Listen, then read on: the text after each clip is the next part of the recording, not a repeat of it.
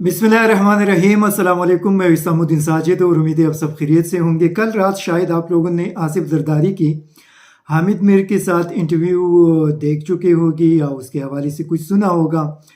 लेकिन जो लोग आसिफ जरदारी को जानते हैं तो शायद अगर उन्होंने उस इंटरव्यू को एक दो मिनट के लिए भी अगर देखा हो तो उनको ये अंदाज़ा हुआ होगा कि आसिफ जरदारी कल रात के इंटरव्यू में शायद पहली बार, वैसे तो 2011-12 या उस वक्त भी आसिफ जरदारी एक बड़ी मुश्किल में थे और उस वक्त उनकी कुछ ऐसी लड़ाइयाँ चल रही थी जिसकी वजह से वो काफ़ी परेशान थे। लेकिन उस वक्त भी आसिफ जरदारी को मैंने इतना खूबज़दा नहीं देखा जो कल रात उनकी इंटरव्यू के दौरान पहली बार आसिफ जरदारी कौम के सामने आया। उसकी इतनी खूबसूरती या इतनी घबराहट की वजूहात क्या है? उसके पीछे असल कहानी है क्या?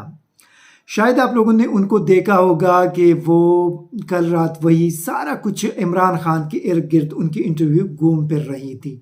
इमरान खान ने ये किया, इमरान खान ने वो किया, इमरान खान बहुत ज़्यादा करप्ट हैं, इमरान खान अमेरिका का एजेंट है, इमरान खान मुल्क का दुश्मन है, इमरान खान के लिए पाकिस्तानी कौम उनसे पैसा लेकर जो 22 करोड़ लोग हैं वो इमरान खान के लिए इसी वजह से काम करते हैं कि इमरान खान पूरी 22 करोड़ लोगों को माहाना तनख्वाह दे रही है।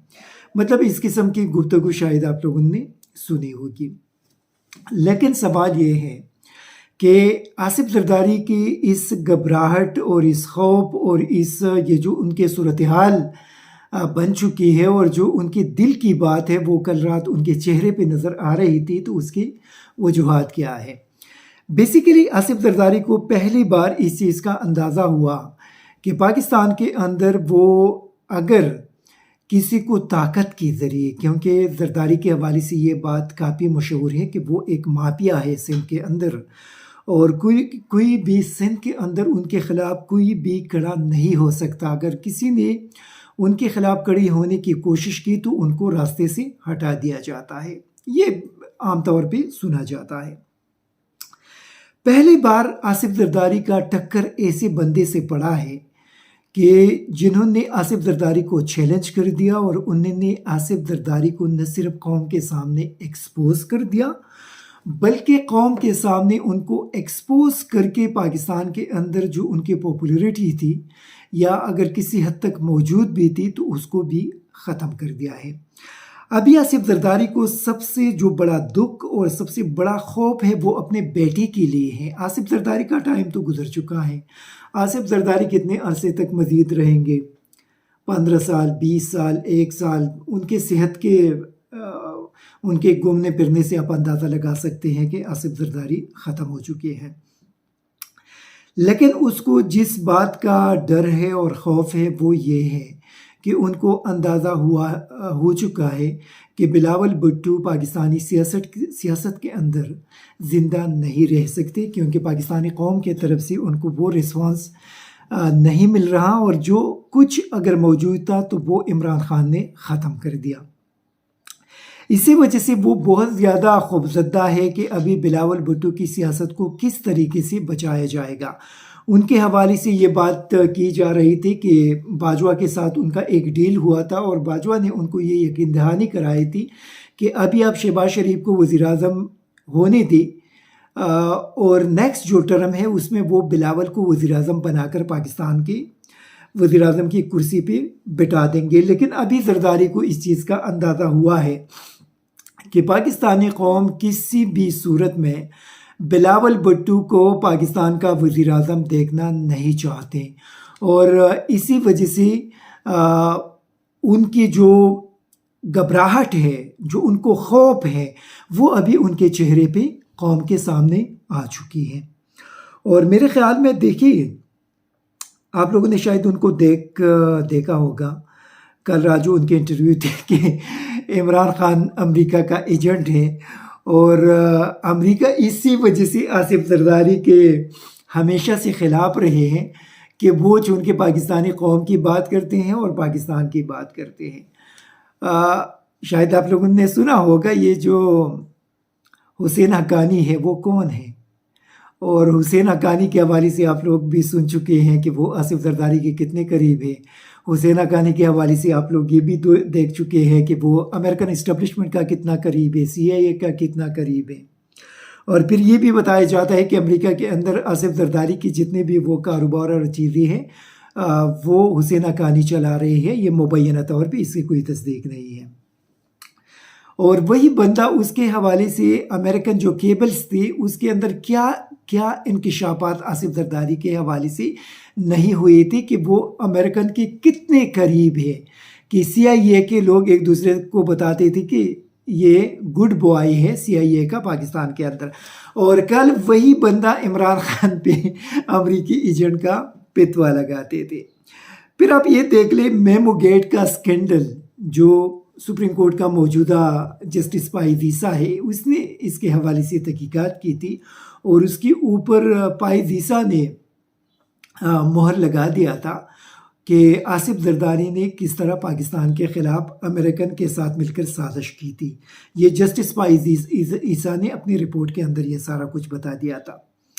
اور وہ بتا رہے ہیں کہ عمران خان امریکہ کا ایجنٹ ہے. پھر آپ دیکھ لیں کہ اس نے کہا کہ سندھ کے عوام اسی وجہ سے پیپلز پارٹی کو اور آصف زرداری کو ووٹ دے رہے ہیں کہ آصف زرداری نے سندھ کو پاکستان کا سب سے زیادہ ترقی یافتہ صوبہ بنا دیا ہے, اور اسی وجہ سے سندھ کے عوام ان کے پیچھے کھڑے ہیں, کیونکہ سندھ کے عوام کو پتہ ہے کہ آصف زرداری نے سندھ کے اندر جو ترقی سندھ کو دی ہے وہ کوئی اور نہیں دے سکتا.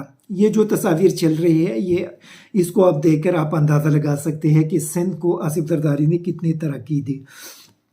تو آصف زرداری کی پوری انٹرویو کے اندر ایک بھی ایسی بات نہیں تھی کہ جس پہ آپ یہ کہیں کہ یہ آصف زرداری نے سچ بولا ہے.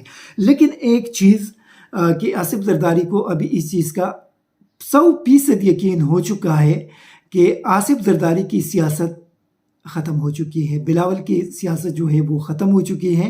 اور اگلے الیکشن میں فرض کریں ابھی اگر پنجاب اور خیبر پختونخوا کے انتخابات ہوئے تو اگلے الیکشن میں آصف زرداری کے لیے سندھ کے اندر 10 نشستیں جیتنا بھی بہت مشکل ہے. اسی وجہ سے یہ پنجاب اور خیبر پختونخوا کے اندر الیکشن کی مخالفت کر رہے ہیں کہ اگر ان دونوں صوبوں کے اندر انتخابات ہوئے تو عمران خان فارغ ہو کر وہ ان کے پیچھے سندھ آئیں گے, اور جب وہ سندھ آ جائے تو پھر وہاں پہ آصف زرداری کے لیے ایک بھی نشست جیتنا بہت زیادہ مشکل ہوگا. اسی وجہ سے آصف زرداری مسلم لیگ اور JUI کے ساتھ مل کر یہ مخالفت کر رہے ہیں ان دونوں صوبوں میں الیکشن کے. پھر آپ دیکھ لیں کہ اس پارلیمان کے طرف سے جو اس کو تو ہم پارلیمان نہیں کہہ سکتے, یہ PDM کا پارلیمان ہے, پاکستانی قوم کا پارلیمان نہیں ہے. اگر یہ پاکستانی قوم کا پارلیمان ہوتا تو یہاں پہ 342 اراکین اس وقت موجود ہوتے, لیکن آپ دیکھ لیں کہ اس وقت 200 اراکین بھی شاید وہاں پہ موجود نہیں ہیں. اور اسی وجہ سے یہ پاکستان کا پارلیمان نہیں ہو سکتا, یہ صرف PDM کا پارلیمان ہے. اور اس پارلیمان کو قانون سازی کا حق بھی حاصل نہیں ہے اور نہ ہونی چاہیے, کیونکہ اس پارلیمان کو یہ اختیار پاکستانی قوم نے نہیں دی کہ وہ سپریم کورٹ آف پاکستان پہ حملے کرے, وہ سپریم کورٹ آف پاکستان کے خلاف قراردادی منظور کرے. اس پارلیمان کو یہ اختیار پاکستانی قوم نے نہیں دی کہ وہ 1100 ارب روپے پاکستانی قوم کا PDM کے لوگ ایک دوسرے کو معاف کریں. یہ حق پاکستانی قوم نے اس پارلیمان کو نہیں دیا. اسی وجہ سے اس پارلیمان کی قانون سازی کی کوئی اہمیت نہیں ہے. اب اس پارلیمان کے ذریعے یہ کوشش کی جا رہی ہے کہ الیکشن کمیشن کے جو فیصلے ہیں اس کو ختم کرنے کا اختیار پارلیمان کو دیا جائے. نواز شریف اور باقی جو چور ہیں ان کے کیسز کو ختم کرنے کے لیے اور ان کو واپس پاکستان لانے کے لیے ان کو اپیل کا حق دیا جائے. اسی طرح الیکشن کمیشن کو بااختیار بنا کر صدر مملکت سے الیکشن ڈیٹ کا اختیار واپس لینے کا اختیار لیا جائے. اس قسم کے قانون سازی اس وقت PDM کے پارلیمان کے اندر کرنے کی کوشش کر رہے ہیں. تو اس کو کون مانے گا؟ مطلب اس پارلیمان کی کوئی بھی قانون پاکستانی قوم تسلیم کرنے کے لیے تیار ہوگی جو اس قسم کے ذاتی مفادات پہ مبنی قانون سازی اپنے لیے کر رہی ہیں. میرے خیال میں یہ اس کے جو اس سے آپ اندازہ لگا سکتے ہیں کہ کل جو قرارداد وہاں پہ پیش کی گئی یوسف رضا گیلانی کے بیٹے سے پیش کروایا گیا، ایک اور کوئی خاتون تھی اس سے وہ قرارداد سپریم کورٹ کے خلاف پیش کرنے کی کوشش کی گئی۔ تو آپ اندازہ لگائیں کہ اس پارلیمان کی یہ اہمیت ہے یا یہ اس کی کریڈیبلٹی ہے کہ وہاں پہ صرف ایک بندہ اٹھ کر کوئی قرارداد پیش کرے گا اور اس میں سے 40 دوسرے اٹھ کر اس کو سپورٹ کرے گا۔ یہ پارلیمان نہیں ہو سکتا، یہ صرف پی ڈی ایم کا ایک پارلیمان ہے، ان کا اپنا ہوگا، لیکن پاکستانی قوم کا نہیں ہو سکتا۔ پھر آپ دیکھ لیں کہ وہاں پہ ابھی یہ اسی چیز پہ جشن منا رہے ہیں کہ آرمی چیف نے کل ان کو کہا ہے کہ میں آپ کے پیچھے کھڑا ہوں۔ تو آرمی چیف اگر پی ڈی ایم کے پیچھے کھڑے ہو جائے، یہ ان کی مرضی ہے، جا کر کھڑے ہو جائے، پاکستانی عوام کے اگینسٹ جا کر ان کو کھڑا ہونے کا اگر شوق ہے تو ان کو کھڑا ہونا چاہیے، لیکن پاکستانی قوم کبھی بھی پی ڈی ایم کی کسی بھی چیز کو ماننے کے لیے تیار نہیں ہے۔ یہ آرمی چیف کو اس چیز کو سمجھنا چاہیے کہ اگر وہ پی ڈی ایم کے پیچھے جا کر سپریم کورٹ آف پاکستان کے خلاف کھڑے ہو جاتے ہیں تو کھڑے ہو جائے، لیکن پاکستانی قوم سپریم کورٹ آف پاکستان کے پیچھے کھڑی ہے۔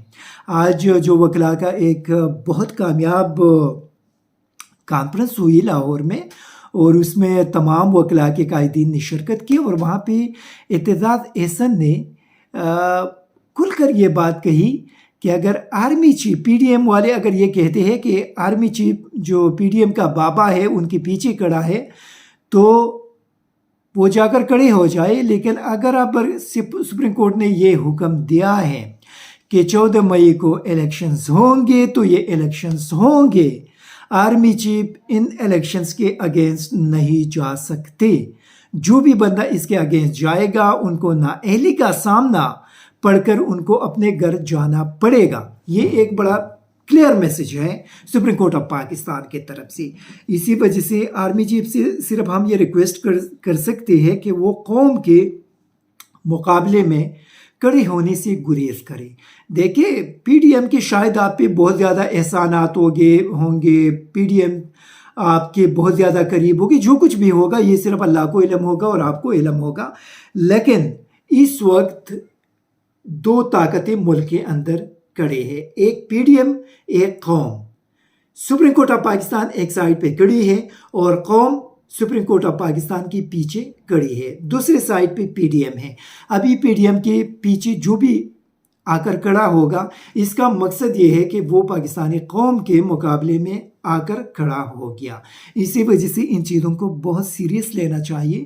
اگر اس نے واقعی پارلیمان کے اندر یہ بات کہی ہے کہ میں پی ڈی ایم کے پیچھے کھڑا ہوں اور سپریم کورٹ آف پاکستان ان کا کچھ بھی نہیں بگاڑ سکتا، تو پھر ان کو اس چیز کی وضاحت دینی چاہیے، کیونکہ اس وقت پاکستانی قوم سپریم کورٹ آف پاکستان کے پیچھے کھڑی ہے، اور جو بھی سپریم کورٹ آف پاکستان کے سامنے آئے گا پاکستانی، اس کا مقصد یہ ہے کہ وہی بندہ پاکستانی قوم کے سامنے آ کر کھڑا ہو گیا اور وہ پاکستانی قوم کے ساتھ لڑائی لڑنا چاہتے ہیں یا ان کا مقابلہ کرنا چاہتے ہیں۔ تو مطلب جو بھی اگر آتا ہے، جو بھی ہے، مطلب جو بھی ہے، ہم یہ نہیں کہتے کہ کون ہے، لیکن جو بھی سپریم کورٹ آف پاکستان کے خلاف آئے گا پی ڈی ایم کے پیچھے کھڑے ہو کر، اس کا مقصد یہ ہے کہ وہ پاکستانی قوم کے سامنے ان کے مقابلے کے لیے آ گیا ہے، اور ان کا مقابلہ پھر پاکستانی قوم سے ہے، اور قوم سے کوئی بھی نہیں جیت سکتا۔ I S T V Pakistan کو سبسکرائب کریں اور بیل آئیکن کو دبائیں مزید ویڈیو اور اپڈیٹس کے لیے۔